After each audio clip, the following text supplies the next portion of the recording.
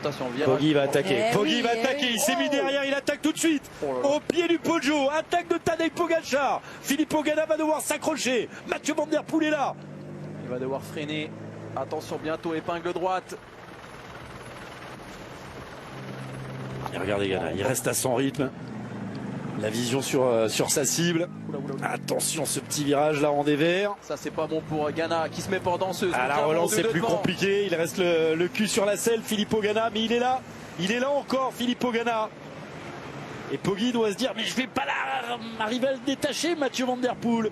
Ouais, on n'est pas dans les pentes encore les plus raides. On va arriver dans ce passage à 8%. C'est peut-être là qu'on va encore changer de rythme pour Pogačar. Si Pogačar dans 600-700 mètres, s'il va en remettre une, ne parvient pas à lâcher Mathieu Van Der Poel, il pourra pas finir seul.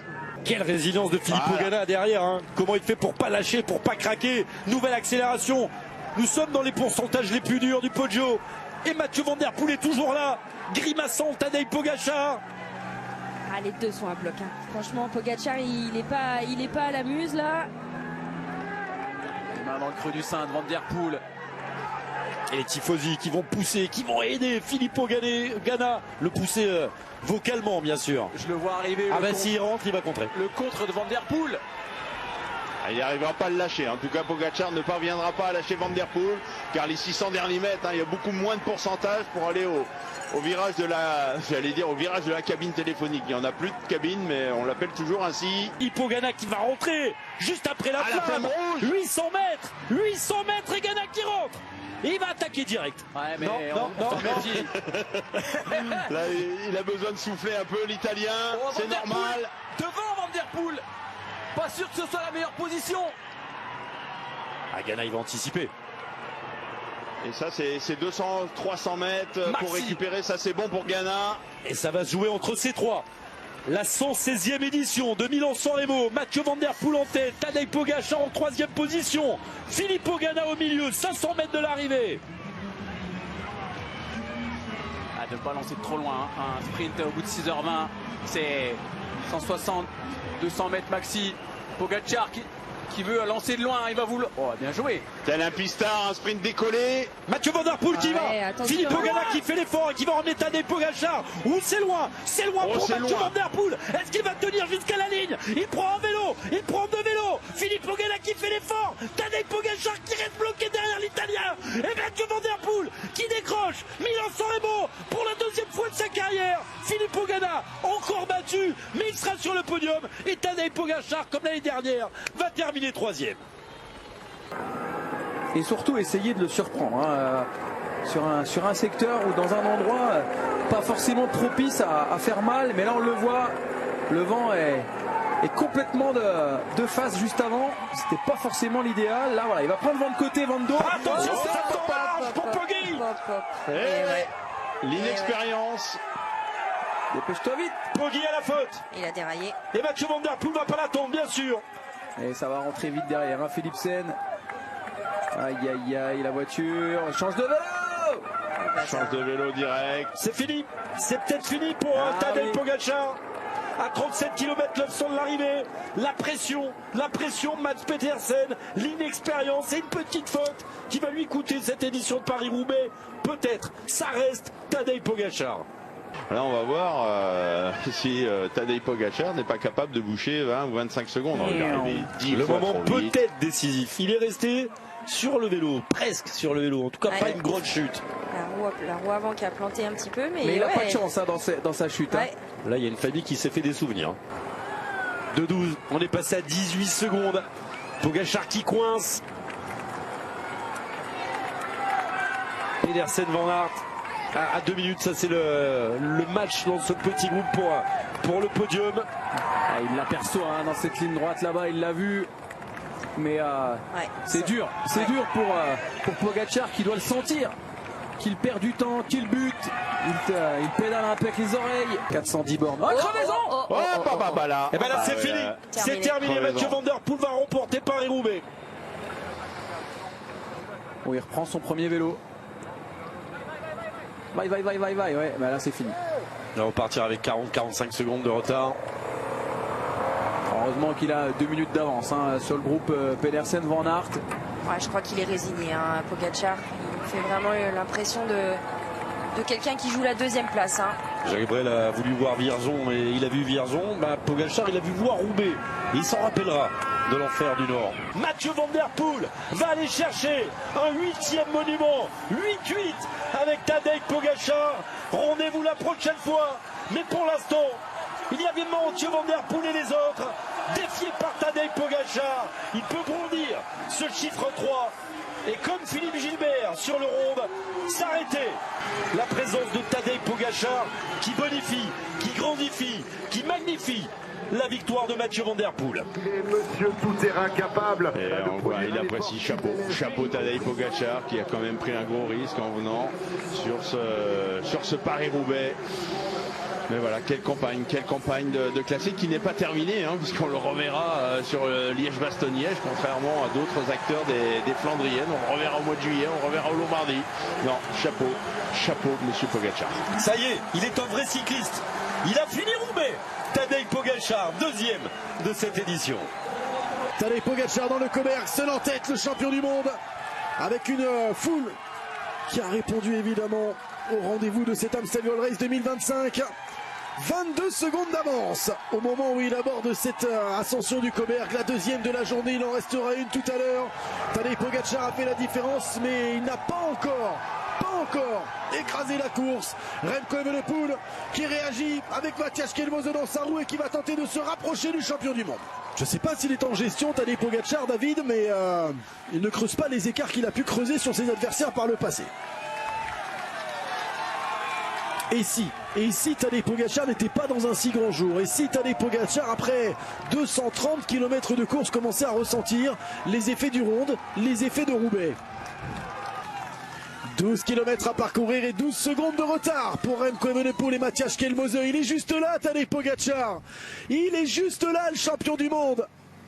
Plus très loin désormais de voir le retour du champion olympique Remco Evenepoel et du Danois de la Lidl Trek Matthias Kelmose. Il n'y a plus rien désormais entre Tadej Pogačar et ses deux poursuivants.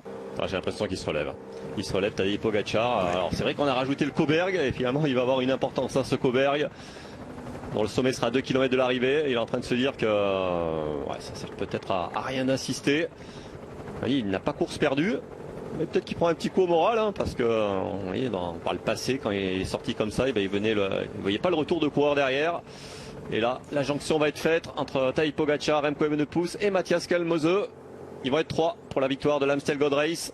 Scénario complètement inattendu et final complètement fou sur cet Amstel Gold Race 2025. Tadej Pogačar, repris par Remco Evenepoel et par Matthias Kelmose, et le champion olympique qui ne va pas lui faire de cadeau, qui rentre et qui contre immédiatement à 8 km de l'arrivée. Tadej Pogačar obligé de s'employer pour rester en contact. Ah, il s'est fait surprendre. Là, il ne s'attendait pas à voir Remco Evenepoel revenir si fort. Ça va lui faire une montée de toxine. Le pied du Koberg pour Remco Evenepoel, le champion olympique, pour Tadej Pogačar, le champion du monde, et pour Matthias Kelmose qui lui rêve de jouer les troubles fêtes aujourd'hui. Tadej Pogačar pour une deuxième victoire peut-être sur l'Amstel Gold Race. Remco Evenepoel pour sa première participation, qui rêve évidemment de s'imposer aujourd'hui. Et puis Matthias Kelmose qui imite le champion du monde, qui se débarrasse de son bidon sur les premiers mètres de l'ascension du Koberg. 2 km 300. C'est parti pour la dernière ascension du jour. Il a passé à 35 km seul en tête, Tadej Pogačar. Il va forcer Remco Evenepoel à lancer le sprint. C'est parti. Ça va se jouer sur un sprint à 3 sur les routes de l'Amstel Gold Race. Sprint royal, Remco Evenepoel toujours en tête. Tadej Pogačar qui va essayer de remonter. Le champion du monde est battu. C'est Remco Evenepoel qui va tout droit. Remco Evenepoel ou Tadej Pogačar qui jette le vélo. Avec Matthias Kelmose également. Oh là là. Oh, c'est un sprint de mort. J'hésite entre Pogačar et Matthias Kelmose. Tadej Pogačar qui est revenu de très loin alors que Remco Evenepoel avait une petite longueur d'avance. Matthias Kelmose qui a jeté le vélo également. Pogačar avait l'air de faire la tête. Est-ce que c'est Matthias Kelmose qui passe sur la ligne? On dirait bien, David, que la victoire est pour Matthias Kelmose. Victoire de Matthias Kelmose face au champion du monde, face au champion olympique. Matthias Kelmose remporte l'Amstel Gold Race. Incroyable. Il n'en revient pas, le Danois. Il est en larmes. Et Tadej Pogačar, lui, est épuisé. Tadej Pogačar est surtout battu aujourd'hui. Allez, c'est parti, du bas jusqu'en haut. Il va faire craquer tout le monde. Van Aert en apnée, Mohoric juste derrière. Bon courage messieurs, rendez-vous en haut. Attention, la relance, il y a encore un grand virage droite, ça glisse. Et seulement après, les passages à 10%. Encore un petit à droite pour les coureurs. Et il pourra y aller. Oh là là, ça va vite. Oh, ça va vite. Van Aert au rupteur aussi. Pogačar qui continue d'accélérer. Le monde qui hurle autour. Ouais, ça casse pour Mohoric. Oh, et terminé pour le Slovène là. Arrêt buffet. Trentin en difficulté. Pogačar et Ballerini qui tardent, qui dure, c'est dur de s'accrocher. Pour l'instant, Van Aert fait de la résistance. Il remonte au pédalier. Il accélère, Van Aert. Il termine bien ce Tour de France. Pogačar s'accroche. Ballerini fait de la résistance, mais c'est trop dur pour l'Italien. Van Aert en seigneur. Eh oui, qui a mis même quelques longueurs à Tadej Pogačar. Il s'est craqué Pogačar. Une image rare. Pogačar qui craque à la pédale. Il est là le plan. Et Van Aert accélère, il va basculer en tête. Encore 200 mètres. Incroyable hein, cette image. Et meilleur descendeur peut-être que Tadej Pogačar. Est-ce qu'il peut s'imposer en solitaire? Pogačar est toujours là menaçant. Mais il y a eu la cassure. Pas de risque dans la descente non plus. Ni pour lui, ni pour Pogačar. Énorme contre hein, d'un bout de Van Aert. Oh, quelle montée de la part du Belge. Il n'a pas dû comprendre, hein, Pogačar. Et on va rentrer hein, peut-être même sur Tadej Pogačar avec Mohoric, Jorgensen et Ballerini. Ouais, il abdique Pogačar. Il ne pourra pas rentrer. Et ça sent bon pour Wout van Aert. La Visma qui va terminer de la plus belle des façons. Et Wout van Aert après 2021 peut aller remporter une nouvelle victoire sur les champs. Ça ne collabore pas. On s'enterre. On l'a senti, hein, il la voulait, hein, cette victoire. C'est terminé. Il voulait plus la victoire aux Champs-Élysées que par exemple à La Plagne. C'est assez surprenant. Il a tout mis en œuvre pour gagner la dernière étape sur les champs, alors qu'il avait quasiment course gagnée sur des étapes de montagne, comme à La Plagne. Mais il ne la gagnera pas. Il a été battu par plus fort, Pogačar aujourd'hui. Allez, dernier virage droite. Et les Champs-Élysées pour lui. Seul, il va pouvoir profiter. La plus belle avenue du monde, il l'a privatisée. Il l'a privatisée au prix d'un exploit physique. Sortir Tadej Pogačar de la roue. Il peut sourire Wout van Aert. Il peut souffler. C'est là, c'est au bout. Oui, monsieur. La 51e victoire de sa carrière.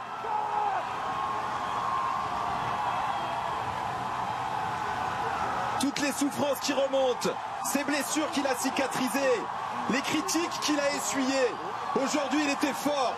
Il était très très fort, Wout van Aert, au point de faire craquer Tadej Pogačar. Il se retourne, il sera seul sur la photo. En pleurs, Wout van Aert, les émotions. Oui, monsieur, une deuxième victoire sur les Champs-Élysées. Celle-là, il savoure, il profite. Il est grand, Wout van Aert. Bravo, Wout van Aert.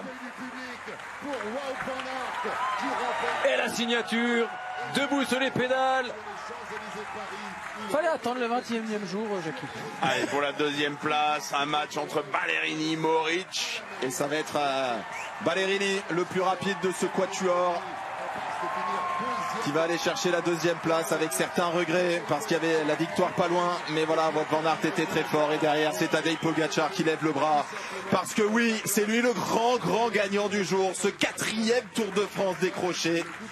Jorgensen vient prendre la 5e place, Matteo Trentin 6e qui a craqué lui aussi dans la dernière ascension de la butte Montmartre. Un Léonard dans le final. Le départ de Tadej Pogačar. Je le disais tout à l'heure, il a coché certaines choses. Il a marqué certaines courses, celles qu'il veut inscrire à son palmarès. Les championnats du monde du contre-la-montre en font partie. Le titre de champion du monde sur la course en ligne, il l'a fait. Maintenant, l'objectif, c'est d'aller chercher le titre en chrono. C'est parti pour Remco Evenepoel. Victorieux à 6 reprises cette saison. Il remet son titre en jeu sur les 40 km 600 et surtout, il est en pleine forme. C'est lui qui l'a annoncé. La forme est optimale pour ce championnat du monde du contre-la-montre. Il est confiant, Remco Evenepoel. Ça va être un très bon temps pour Tadej Pogačar. Il verra peut-être le meilleur temps. Non, il sera derrière, mais pour quelques dixièmes sur son coéquipier Isaac Del Toro. Bien vu Jackie pour 9 dixièmes. Tadej Pogacar est battu au premier intermédiaire par Isaac Del Toro, le Mexicain. Et pendant ce temps, Remco Evenepoel continue sa promenade au Rwanda. Ça va pas mal. Bah oui, il va rattraper Tadej Pogacar. Une 40, il lui a mis une 40. Il avait terminé 10e en 2022, 11e en 2024. Et regardez, cette image, elle est sensationnelle. Elle est dans l'histoire, dans cette côte de Kimihurura. Tadej Pogacar va se faire doubler par le géant, le monstre, le roi du contre-la-montre, Remco Evenepoel, qui était parti 2 minutes 30 après le Slovène et qui le dépose à 2 km de l'arrivée. L'image est surréaliste, Jackie. Ah oui, pas un regard, ni de l'un, ni de l'autre, mais psychologiquement, bah c'est bon pour Remco Evenepoel. Et c'est dur pour Tadej Pogacar. On sait que Tadej Pogacar, en interview ce soir, il dira « Bah oui, j'étais moins bien ». Il va même avoir le sourire. Mais là, il est en train de prendre une calotte. Être battu par Remco Evenepoel, je pense qu'il s'y attendait. Mais de prendre une telle fessée, il ne s'y attendait pas. Il a été exceptionnel, 45 secondes d'avance sur tous les autres coureurs après 10 km de course. Il n'a fait qu'augmenter, qu'accroître son avance pour montrer au monde entier qu'il est seul au monde dans la discipline.